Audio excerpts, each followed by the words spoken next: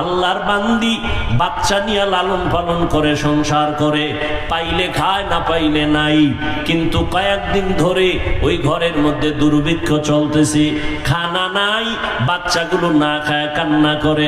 আম্মা জান পাগলের মতো চোখের পানি ছেড়ে কান্না করেন, ও আল্লাহ আমি নিজে না খাইয়া থাকতে পারি, তবে সন্তানের ক্ষুধা সহ্য করা যায় না, নিজে কান্না করি দুঃখ নাই, কলিজার সন্তানদের চোখের পানি সহ্য করা যায় না, কোথায় যাব কি করব হে মালিক, একটা রাস্তা খুলে দাও।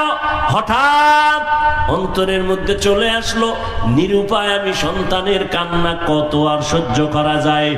ওই বান্দি দৌড়াইয়া ওই গুনাহগার নাম করা টাকাওয়ালার দরবারে চলে গেল। সন্ধ্যাবেলা গিয়া সেখানে হাজির, রহমতের নবী ঘটনার বয়ান করেন আর